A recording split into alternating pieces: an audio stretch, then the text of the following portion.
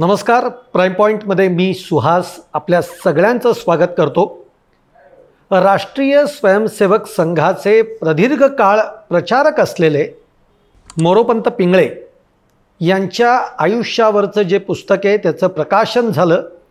हे प्रकाशन संघाचे सरसंघचालक मोहन भागवत यांच्या हस्ते झालं आणि यावेळी बोलताना मोहन भागवतांनी एक विधान केलं, ज्या विधानाकडे सगळ्यांचं लक्ष वेधलं गेलं. नव्हे, या विधानाची चर्चा आता राजकीय वर्तुळामध्ये सुरू झाली आहे.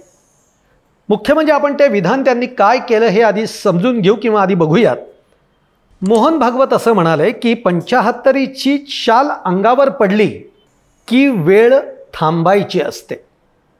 आता या विधानामुळे सगळ्यांचं लक्ष वेधलं गेलं ते याच्यासाठी की सध्या संघ आणि भाजप किंवा मोदी यांच्यामध्ये फार काही सगळं अलबेल नाही आहे.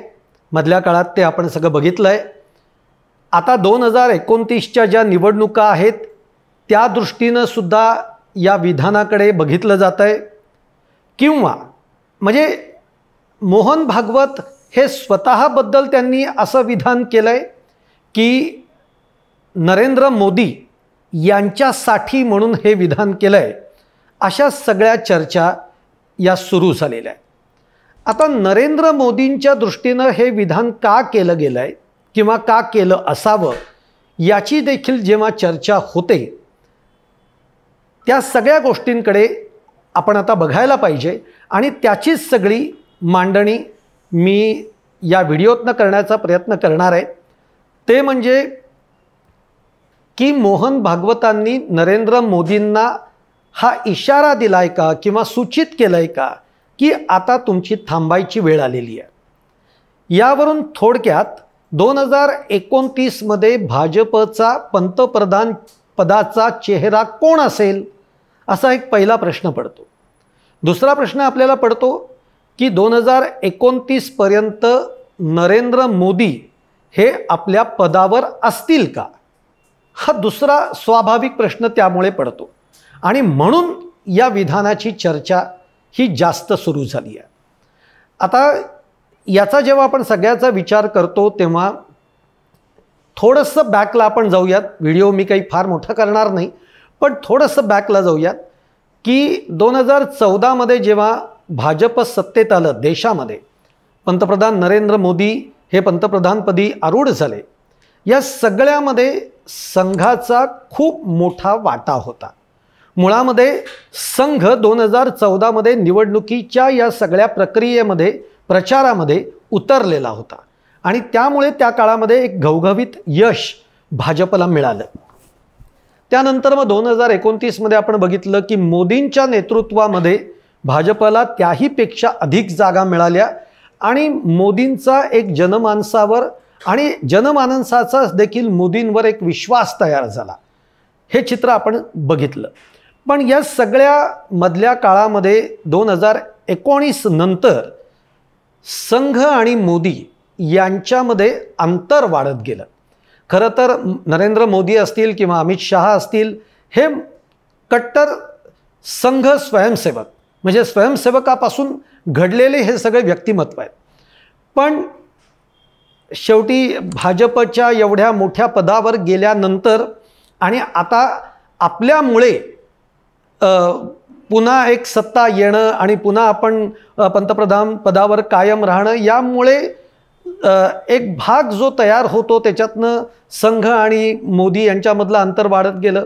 दुसरं, नरेंद्र मोदी यांची जी कार्यशैली आहे ती एकाधिकारशाहीपणाची आहे असंही बोललं जातं.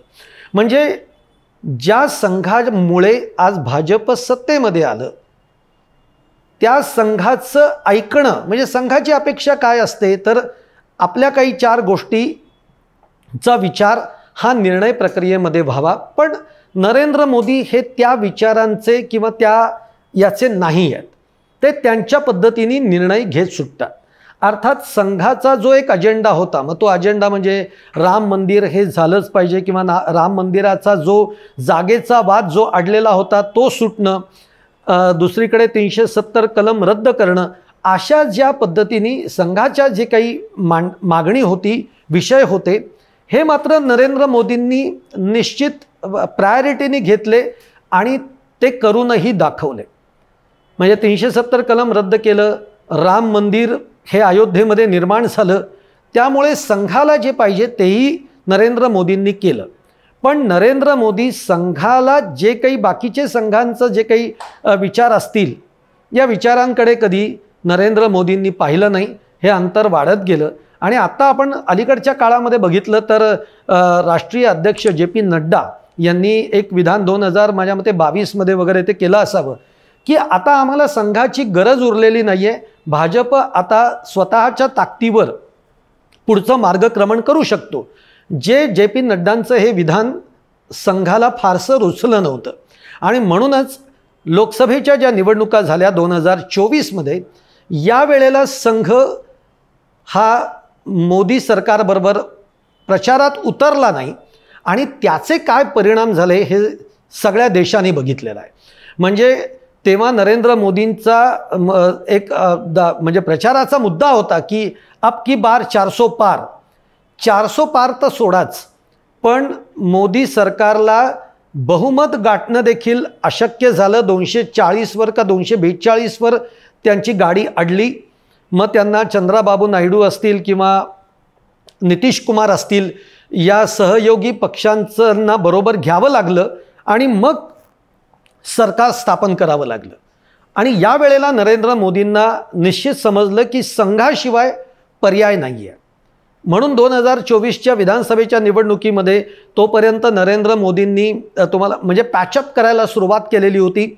नरेंद्र मोदी तब्बल म्हणजे पंतप्रधानपदी 2014मध्ये आरूढ झाल्यानंतर 11 वर्षानंतर तब्बल पहिल्यांदी ते नागपूरच्या संघ मुख्यालयाला त्यांनी भेटही दिली आणि जी एक दुरी होती, जी एक कटुता होती, ती दूर करण्याचा त्यांनी प्रयत्नही केला. पण तरीही आता संघाच्या बाबतीतनं जर आपण विचार केला तर आता संघाला नरेंद्र मोदी हे 2029चा चेहरा म्हणून नको आहेत. याची 2-3 कारणं आहेत. एक म्हणजे नरेंद्र मोदींचा जो एकाधिकारशाही जी आहे ती संघाला अजिबात मान्य नाही. मिळून मिसळून निर्णय घेणं किंवा संघाला निर्णय प्रक्रियेमध्ये सामावून घेऊन निर्णय घेणं ही संघाची अपेक्षा आहे. पण तसं नरेंद्र मोदी करत नाहीत किंवा अमित शहांचाही तशा पद्धतीचा कल नाही आणि त्यामुळे संघ या बाबतीमध्ये अजूनही नरेंद्र मोदींच्या आता फेवरमध्ये नाही आहे किंवा त्यांना 2029ला नरेंद्र मोदी हा चेहरा नको आहे. मधल्या काळामध्ये आपण बघितलं एक चर्चा याचीही झाली की राष्ट्रीय अध्यक्ष नेमणुकीवरनं देखील संघामध्ये आणि नरेंद्र मोदीमध्ये एक तणाव निर्माण झाला. नरेंद्र मोदींना अध्यक्ष म्हणून जे नाव नरेंद्र मोदी पुढे करत होते ते संघ नाकारत होता. संघाला जे नाव हवं आहे त्याला नरेंद्र मोदी पसंती देत नव्हते. म्हणून आत्तापर्यंत देखील राष्ट्रीय अध्यक्षपदी अजून कुणाचीही निवड झाली नाही. आता ती प्रक्रिया कदाचित पुढच्या काही दिवसांमध्ये पार पडेलही. आता कुणाचं नाव येतं आहे हे बघणं फार महत्त्वाचं ठरेलच. परंतु हे तणाव जे आहेत हे अगदी संपलेलेच आहेत अशा पद्धतीचं काही म्हणण्यासारखी स्थिती नाही आहे. त्यामुळे मग प्रश्न पडतात की आता 2029ला पंतप्रधान पदाचा भाजपाचा चेहरा कोण असेल. 2029पर्यंत पंतप्रधान पदावर नरेंद्र मोदी असतील का. आता याला एक दुसरी पण बाजू अशी आहे की 2019मध्ये अमित शहा असं म्हणालेले होते की साधारणतः वयाची 75 आली की सक्रिय राजकारणातनं आम्ही म्हणजे व्यक्तीनं बाजूला व्हायला पाहिजे.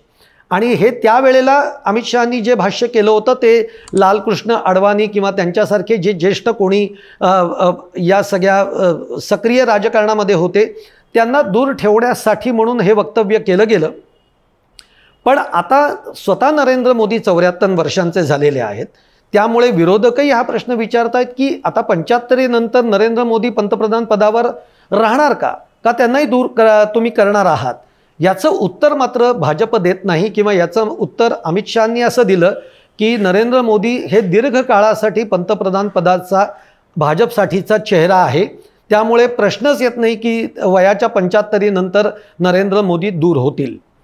पण संघ त्या विचारामध्ये नाही आहे. संघ तसा विचार करत नाही आहे.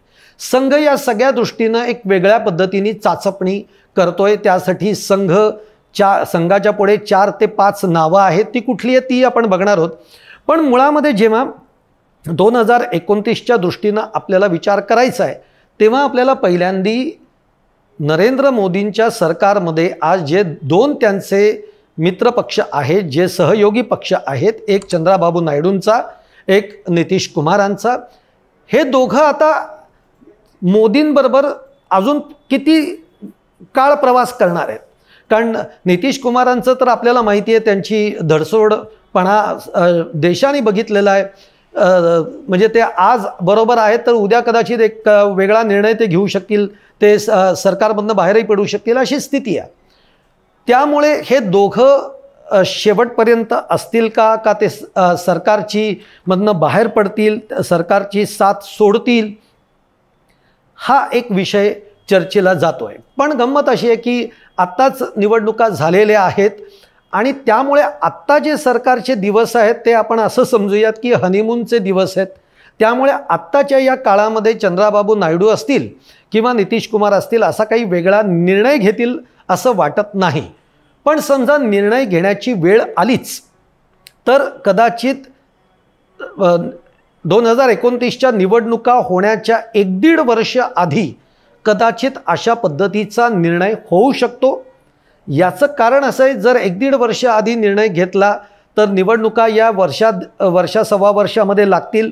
तेवढा स्पॅन हे मंडळी कसाही काढू शकतात आणि मग त्यानंतर कुठलं सरकार स्थापन होईल त्याचा पुढचा विचार ते करू शकतात. त्यामुळे जर निर्णयच घ्यायचा झाला तर तो 1-1.5 वर्ष आधी घेतला जाऊ शकतो. अशात आत्ताच्या काळामध्ये तशा पद्धतीचा काही धोका संभवत नाही. दुसरी बाजू अशी आहे की आज नरेंद्र मोदींबरोबर जे काही पक्ष हे त्यांचे सहयोगी पक्ष म्हणून जे त्यांच्याबरोबर गेलेले आहेत, हे काही फार मनाने हृदयापासून किंवा मोदींबद्दल काही त्यांना वाटतं आहे म्हणून ते गेलेले आहेत अशी काही स्थिती नाही आहे. आज कुणाचे ना कुणाचे हात दगडाखाली सापडलेले आहेत आणि एका भीतीपोटी की जर समजा आपण नरेंद्र मोदींबरोबर नाही गेलो तर कदाचित आपल्या मागे ईडी वगैरेचा ससेमिरा लागेल आणि आपल्याला कुठल्याही कारवाईला सामोरं जावं लागेल, ही मनामध्ये एक आशंका ठेवून, ही भीती बाळगून हे काही पक्ष हे नरेंद्र मोदींच्या सरकारमध्ये सामील झालेले आपण बघतो आहोत. त्यामुळे ते किती काळ टिकणार आहेत याचा एक विचार या सगळ्या गोष्टींमध्ये आपल्याला करावा लागणार आहे. दुसरी गोष्ट जर आपण बघितलं तर चंद्राबाबू नायडू जे आहेत यांच्या बाबतीत जर विचार केला तर मुळामध्ये चंद्राबाबू नायडू हे म्हणजे भ्रष्टाचाराच्या काही आरोपांमध्ये अडकलेले होते. त्या काळामध्ये ते नरेंद्र मोदींबरोबर गेले, पण आता ते आरोप सगळे पुसले गेलेले आहेत. त्यानंतर ज्या पद्धतीचं काय देणं घेणं असतं तेही सगळं पूर्ण झालेलं आहे. त्यामुळे त्या अर्थाने चंद्राबाबू नायडू हे आता पूर्णतः स्थिर आहेत. म्हणजे कोणताही निर्णय पुढच्या काळामध्ये आगामी घ्यायचा किंवा नाही घ्यायचा या बाबतीमध्ये तो निर्णय ते घेतील. पण जर घ्यायचाच असेल तर आत्ता घ्यायचा का 1-1.5 वर्ष आधी घ्यायचा, पण तो घ्यायला ते आता मोकळे असू शकतात अशी एक स्थिती चंद्राबाबू नायडूंच्या बाबतीत आहे. नितीश कुमारांच्या बाबतीमध्ये बोललं गेलं तर नितीश कुमारांच्या बाबतीमध्ये मुळात बिहारमध्ये आत्ताच स्थिती इतकी वाईट आहे की नितीश कुमारांना म्हणजे भाजपला सुद्धा आता नितीश कुमारांची तशी अडचणच आहे.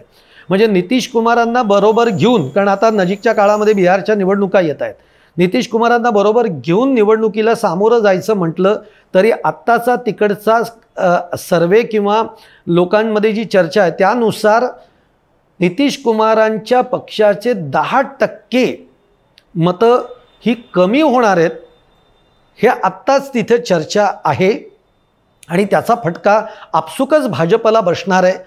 त्यातून नितीश कुमारांच्या विरोधामध्ये एक रोष आहे, कारण जेवढ्या प्रमाणामध्ये रोजगार निर्मिती व्हायला पाहिजे होती ती अजिबातच झालेली नाही आहे आणि बिहारमधला जो तरुण आहे तो रोजगाराच्या दिशेनं मतदान करणारा आहे. त्यामुळे एकूण आता बिहारमधली स्थिती ही भाजपसाठी म्हणा आणि नितीश कुमारांसाठी म्हणा फारशी अनुकूल नाही आहे. म्हणजे अगदी जर आपण याच्यामध्ये बोलायचं झालं तर असे काही अनुमान काढले गेलेले आहेत की इलेक्शन नंतर इंडिया आघाडी जी आहे ती 120 ते 130 जागांवर आघाडी मिळवेल, तर भाजप आणि JDU म्हणजे नितीश कुमारांचा पक्ष हा 100च्या आसपासच घोटाळेल असं आत्ताचं चित्र आहे. आता या सगळ्या पुढच्या वाटचालींमध्ये संघ आता काय बघतोय, तर या सगळ्या पुढच्या वाटचाली, कारण याच्यामध्ये गंमत का झाली आहे, कारण संघ हा सगळा विचार का करतोय तुम्हाला मी सांगतो. मोदींच्या बाबतीमध्ये 2019 पर्यंतचा सगळा काळ हा अत्यंत, ज्याला आपण सुवर्ण काळ म्हणूयात, अगदी 2021-22 पर्यंतचा सुवर्ण काळ म्हणता येईल. पण अलीकडच्या काळामध्ये नरेंद्र मोदींचे जे काही निर्णय आहेत हे तसे बघायला गेले तर ते निर्णय फार सक्सेस झालेले नाहीत. म्हणजे राम मंदिराचा जरी मुद्दा आपण घेतला, राम मंदिर निर्माण झालं, सगळ्यांच्या भावना होत्या, RSSचंही म्हणणं होतं, पण राम मंदिराचा मुद्दा ज्या पद्धतीने कॅश व्हायला पाहिजे होता, जो प्रयत्न नरेंद्र मोदी सरकारकडनं केला गेला तसा तो झाला नाही. त्यामुळे त्याही मुद्द्यावर नरेंद्र मोदी बॅकफूटवर गेले. आत्ताचं ऑपरेशन सिंदूर जे आहे, या ऑपरेशन सिंदूरमध्ये सुद्धा तोही मुद्दा, पहिला मुद्दा यशस्वी झाला, पण नंतर नरेंद्र मोदी हे अपयशी ठरले. ते म्हणजे विरोधकांचे जे काही प्रश्न निर्माण झाले, त्यांचं असं म्हणणं होतं की मुळामध्ये ज्या अतिरेक्यांनी हा सगळा हल्ला केला ते अतिरेकी का सापडले नाहीत, ते कुठे गायब आहेत. दुसरं सगळ्यात मोठा ठपका ठेवला जातोय ते म्हणजे अमेरिकेच्या सांगण्यावरनं तुम्ही युद्ध थांबवलं का? जर तसं असेल तर ते सांगा, नाही तर तुम्ही युद्धबंदीचा निर्णय का घेतलात, युद्धबंदी घेण्यामागे तुमचा उद्देश काय होता ते देशाला कळू द्यात. त्याच्याबद्दलही नरेंद्र मोदी काही बोलत नाही आहेत. त्याच्यानंतर सातत्याने दावे केले जात आहेत पाकिस्तानकडनं, इतर काही देशांकडनं, की भारताची एवढी विमानं पडली वगैरे वगैरे, त्याच्याबद्दल नरेंद्र मोदी काही बोलत नाही आहेत. त्यामुळे त्याही मुद्द्यावर नरेंद्र मोदी हे तसे अपयशी ठरले. आणि आत्ताचा जो एकूण नरेंद्र मोदींचा जो जनाधार आहे तो 2019 जो होता, 2020-21 पर्यंत जो होता, त्याला थोडीशी उतरती कळा लागल्यासारखं एक चित्र आत्ता देशामध्ये बघायला मिळतंय. त्यातून पुढचा टप्पा जर आपण विचार केला तर नरेंद्र मोदी आणि अमित शहा या जोडगोळीने आत्तापर्यंतचे जे काही निर्णय घेतले आणि आता अलीकडच्या काळामध्ये ज्या पद्धतीने त्यांची वाटचाल चालू आहे त्याच्यामध्ये चैतन्य नाही आहे किंवा नाविन्य कुठल्याच मुद्द्यांमध्ये आता येत नाही आहे. त्याच पद्धतीचे मुद्दे हे रिपीट होत आहेत. म्हणजे पहलगाम नंतर ऑपरेशन सिंदूर केलं. त्यामुळे नरेंद्र मोदी जे आहेत हे सातत्याने अपयशी ठरत गेले. आत्ताच्या काळामध्ये नरेंद्र मोदी आणि अमित शहा जोडगोळी ज्या पद्धतीने काम करते आहे त्याच्यामध्ये आता एकतर तोचपणा येऊ लागलेला आहे.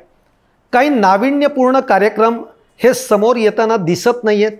दुसरी एक गोष्ट, त्यांच्या वयाचा देखील एक भाग त्याच्यामध्ये म्हणता येईल, ज्याला म्हणतो ना आपण की थकवा येणं, सातत्याने काम करून करून थकवा येणं, शिथिलता येणं, ती आता कुठेतरी येत चाललेली आहे.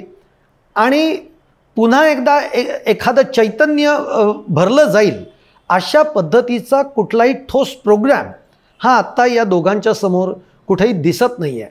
असे काही मुद्दे याकडे संघ हा प्रकर्षाने बघतोय आणि आता बदल करण्याची गरज आहे अशा मतावर संघ येऊन ठेपलेला आहे. आणि त्यातून मुळामध्ये अमित शहा आणि नरेंद्र मोदी यांची कार्यपद्धती जी आहे, जी संघाच्या तत्वामध्ये संघाच्या कार्यप्रणालीशी मॅच होत नाही, त्यामुळे संघ या बदलाकडे जास्त ॲग्रेसिव्हली पाहतोय.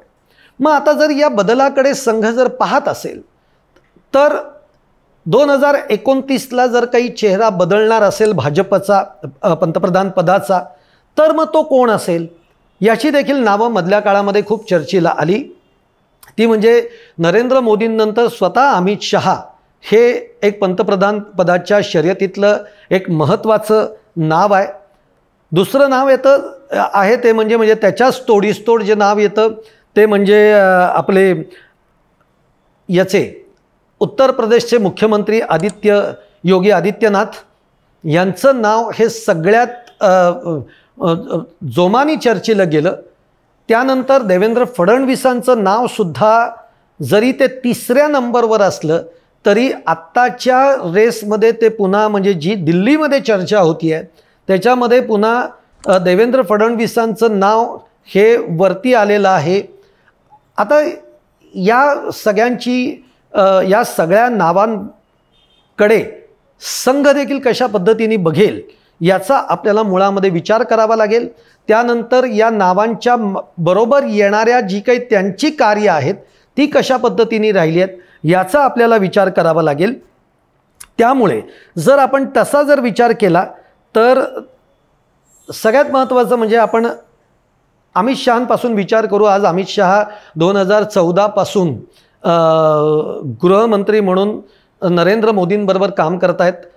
अशा वेळेला अमित शहांची कार्यपद्धती कशी राहिली. अमित शहांच्या बाबतीमध्ये जर बोलायचं झालं तर अमित शहांना एक रणनीतिकार म्हणून खरं तर जास्त ओळखलं जातं. ज्याला आपण म्हणतो एक इलेक्शन डिप्लोमसी जी आहे ती कशी स्ट्रॅटेजी आखायची, कसं खेळायचं, कुठल्या जागेवरनं कुणाला उचलायचं, कुठे कुठल्या सेटलमेंट करायच्या याची जी गणितं असतात त्या गणितांमध्ये अमित शहांइतका चाणक्य माणूस दुसरा कोणी नाही. म्हणून अमित शहांकडे निवडणुकीचा रणनीतिकार म्हणून बघितलं जातं. त्याचप्रमाणे भाजपचं जे संघटन विस्तार जो आहे तो अमित शहांच्या कार्यकाळामध्ये खूप मोठ्या प्रमाणात खूप चांगल्या पद्धतीने झाला. 50 प्रमुख म्हणून जी त्यांची एक संकल्पना राहिली ती खूप चांगल्या पद्धतीने राबवली गेली आणि त्याचे रिझल्ट्स हे भाजपला दिसलेले आहेत. पण आणि त्याचबरोबर जर दुसरा विचार केला तर गृहमंत्रीपद हे त्यांच्याकडे आहे. त्यामुळे एक ब्युरोक्रसीवर त्यांची एक पकड राहिलेली आपल्याला बघायला मिळते. पण त्यांचे विकनेसेस जर आपण बघितले तर त्यांच्याकडे काही मोठा जनाधार नाही आहे. म्हणजे आज नरेंद्र मोदींकडे जो जनाधार आहे तशा पद्धतीचा जनाधार हा काही अमित शहांच्या मागे नाही. किंवा अमित शहा हे रस्त्यावर उतरून वोट्स खेचू शकतील अशी काही अमित शहांची ताकद नाही आहे. आणि सगळ्यात महत्त्वाचं म्हणजे जेव्हा RSS याच्याकडे बघतो तेव्हा RSSच्या बरोबर अमित शहा चालतील का तर नाही. RSSचे विचार सामावून म्हणजे बरोबर घेऊन त्या विचारांना प्राधान्य दिलं जाईल असं अमित शहांकडनं होईल का तर नाही होणार. याची संघाला पूर्ण कल्पना आहे. म्हणजे संघाच्या दृष्टीनं अमित शहांचं नाव हे तसं नक्कीच प्रायोरिटीवर नसणार आहे हे तितकंच सत्य आहे. आणि आत्ता संघ 2029च्या दृष्टीने पूर्ण तयारी करतोय. कारण 2029ला एकतर भाजपला स्वबळावर निवडणुका जिंकायच्या आहेत आणि त्यासाठी संघ मैदानात उतरण्याच्या तयारीत आहे. पण जर तो चेहरा संघाला पटणारा, रुचणारा, ऐकणारा संघाचं असा असेल तरच संघ त्या पद्धतीने वाटचाल करणार आहे. त्यामुळे अमित शहांच्या बाबतीमध्ये तशी स्थिती येऊ शकत नाही. दुसरं नाव येतं ते म्हणजे मी तुम्हाला म्हटलं की उत्तर प्रदेशचे मुख्यमंत्री योगी आदित्यनाथ. आता योगी आदित्यनाथ जे आहेत ते म्हणजे सगळ्यात महत्त्वाचं म्हणजे हिंदुत्वाचं कार्ड. त्याच्यानंतर अँटी मुस्लिम सगळं वातावरण निर्माण करणं याच्यामध्ये योगी आदित्यनाथ हे अत्यंत यशस्वी ठरलेले आहेत. त्यानंतर ज्या पद्धतीने धडाकेबाज पद्धतीने म्हणजे मशिदींवर भोंगे उतरवणं किंवा रस्त्यावर नमाज पडायचा नाही, तो नमाज हा मशिदींमध्येच पडला गेला पाहिजे, अनधिकृत मशिदींवर हातोडा चालवणं, अशा पद्धतीच्या काही धडाकेबाज कामगिरी ही योगी आदित्यनाथांनी केलेली आहे. त्याचप्रमाणे आपल्याला माहिती आहे की आत्ताचा जो कुंभमेळा नुकताच झाला तो अगदी सक्सेस करणं म्हणजे काही लाखो कोटी लोक त्या कुंभमेळ्याच्या दर्शनासाठी आली, पण त्यांचं जे काही व्यवस्थापन होतं अत्यंत नीटनेटकं चोख व्यवस्थापन करण्यामध्ये योगी आदित्यनाथ यशस्वी झालेले आहेत. राम मंदिर हा मुद्दा देखील, कारण तो उत्तर प्रदेशमधलाच मुद्दा आहे, त्यामुळे राम मंदिर निर्माण कार्यामध्ये योगी आदित्यनाथांचं खूप मोठं त्याच्यामध्ये योगदान राहिलेलं आहे. अशा सगळ्या अर्थांनी योगी आदित्यनाथांकडे बघितलं जातं. पण पुन्हा प्रश्न तोच आहे की योगी आदित्यनाथ हे RSS बरोबर जुळून घेतील का? तर नाही, असा त्याचं उत्तर येतं. याचं कारण आत्ताच्या उत्तर प्रदेशच्या निवडणुकीमध्ये जरी आपण बघितलं तरी RSSला देखील जे उमेदवार RSSनी सजेस्ट केले होते तर त्यांचं सुद्धा योगी आदित्यनाथांनी ऐकलं नाही आणि त्यांना जे वाटतील तेच उमेदवार योगी आदित्यनाथांनी मैदानात उतरवले. अर्थात त्यांनी ते यश मिळवूनही दाखवलं. पण म्हणूनच मी म्हटलं की योगी आदित्यनाथ संघाचं ऐकतील का? तर नाही. त्यामुळे संघ जरी बाकीच्या सगळ्या गोष्टी फेवरेबल असल्या तरी संघ याचा फार सकारात्मक विचार करेल असं मला वाटत नाही. आणि दुसरं, योगी आदित्यनाथांच्या बाबतीमध्ये कसं आहे की काही स्टेट सोडली की जी हिंदुत्वच्या वातावरणाशी आता जोडली गेलेली आहेत, ती काही स्टेट सोडली तर बाकी स्टेट्समधनं योगी आदित्यनाथांना काही फार मोठा पाठिंबा आहे अशा पद्धतीचं चित्र नाही. पण मुळात जिथे RSSचा संबंध येतोय तिथं योगी आदित्यनाथ हे मायनसमध्येच आहे. मग तिसरं नाव येतं ते म्हणजे मराठी नाव आहे, महाराष्ट्रातलं नाव आहे आणि ते म्हणजे महाराष्ट्राचे मुख्यमंत्री देवेंद्र फडणवीस यांचं नाव सध्या मोठं चर्चेत आहे. आता सगळ्यात महत्त्वाचं म्हणजे देवेंद्र फडणवीस हे सुद्धा संघाचे स्वयंसेवक राहिलेले आहेत, त्या मुशीतनं घडलेले आहेत आणि सगळ्यात महत्त्वाचं म्हणजे देवेंद्र फडणवीस हे नाव संघाच्या गुडबुकमधलं नाव आहे.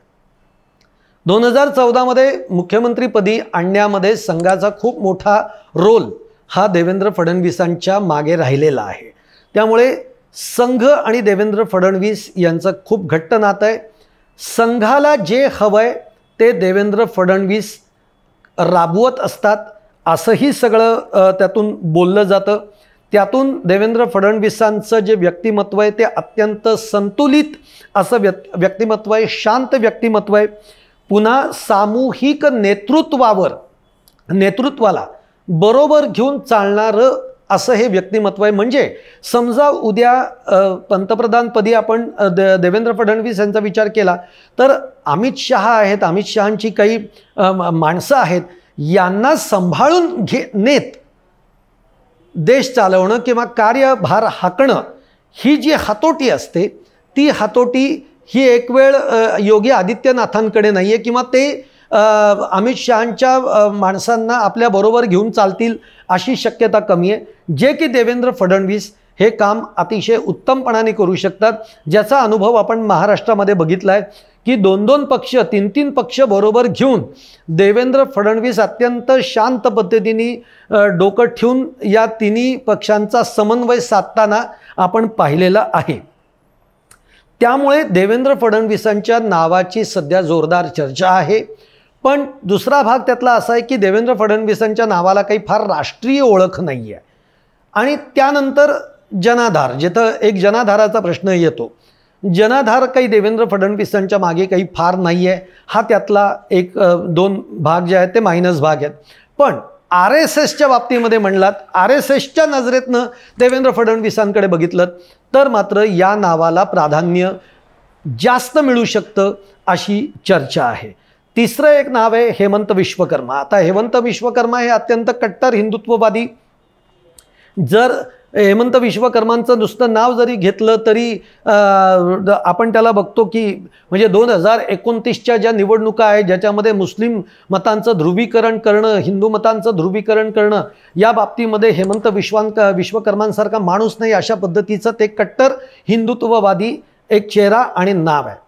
परंतु त्यांचं आणि संघाचंही जमत नाही, कारण ते संघाचं कोणतीही गोष्ट ऐकण्याच्या मनस्थितीमध्ये कधीच नसतात.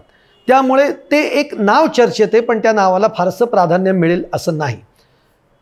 चौथा जो एक भाग आहे की या सगळ्या नावांनंतर कधीकधी काय होतं की या सगळ्या नावांच्या रस्सीखेचामध्ये एखादं नॅचरल जे एखादं व्यक्तिमत्व होत असतं ना तेच म्हणजे आरूढ होऊन जातं एखाद्या पदावर, अशी स्थिती असते. कारण एक नाव सायलेंटली जे बोललं जातं, एक जे पी नड्डांचं नाव त्याच्यामध्ये घेतलं जातं आहे. पण तुम्हाला आठवत असेल की देवेगौडा हे पंतप्रधान होतील असं कुणालाच वाटलं नव्हतं. कारण एकदम शांत, संयमी, एकदम कूल, सगळ्यांचं विचार ऐकून चालणारं ते व्यक्तिमत्व होतं देवेगौडा. पण ते पंतप्रधानपदी आले म्हणजे कधीकधी असं होतं ना की खूप रस्सीखेचामध्ये एक वेगळंच नाव, एक शांत नाव की जे चर्चेतही नाही, कशातही नाही, त्याचा लकी ड्रॉ लागू शकतो. तशा पद्धतीचं एक नाव म्हणजे जे पी नड्डा असं होऊ शकतं. कारण ते नाव सायलेंटमध्ये पण चर्चेमध्ये आहे, त्यामुळे त्या नावाचा देखील विचार होऊ शकतो. आता एवढी सगळी पार्श्वभूमी, एवढं सगळं बोलणं हे कशासाठी, तर जो काही एक विधान आज मोहन भागवतांनी केलं की जे आपण म्हणतो 75ची शाल अंगावर पडली की वेळ थांबायची असते, हे विधान हे स्वतः बाबतीत आहे का नरेंद्र मोदींकडे त्याचा अंगुली निर्देश आहे. कारण 2029ला आता पंतप्रधान पदाचा चेहरा वेगळा असावा या भूमिकेतनं सध्या संघ RSS विचार करतोय. आणि त्यामुळे या विधानाकडे कशा पद्धतीने बघायचं याचंच विश्लेषण आता आपण केलेलं आहे. तुम्हाला जर का माझा हा व्हिडिओ आवडला असेल तर तो जरूर लाईक करा, शेअर करा आणि चॅनल सबस्क्राईब करा. प्लस तुमची जी काही मतं असतील ती कमेंट बॉक्समध्ये नक्की टाका. कारण तुमची मतं इतकी छान असतात. तुमच्या काही कमेंट्स मी तुमच्या सगळ्या कमेंट्स वाचत असतो, त्याला लाईकही करत असतो, तुम्ही बघितलं असेल तर. त्यामुळे तुमच्या कमेंट्समधनं काही मुद्दे खूप चांगले येतात. म्हणजे काही लोक मला अगदी नाही, आज तुमचा विशेष आवडला नाही, तुमचा अभ्यास आज प्रॉपर नव्हता, असंही कमेंट्स करतात. आणि त्यामुळे मग आपल्याला अधिक वाचन करून तुमच्यासमोर मी किती चांगल्या पद्धतीने मांडू शकीन याचा माझाही एक प्रयत्न त्याच्यामुळे होत असतो. त्यामुळे कमेंट्स जरूर करा. धन्यवाद.